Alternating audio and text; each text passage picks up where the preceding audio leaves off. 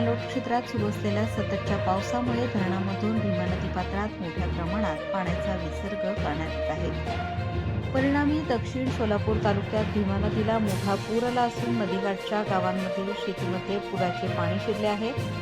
बागायती पिके पाण्याखाली गेल्याने शेतकऱ्यांचे मोठे नुकसान होत आहे।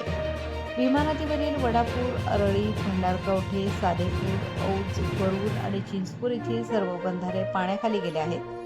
हत्तरसंग, कुडल येथे सीना भीमा संगमावरही मोठ्या प्रमाणात पाण्याचा प्रवाह सुरू असून भीमा नदीच्या पुरामुळे सीना नदीत उलट दिशेने पाणी चढत आहे।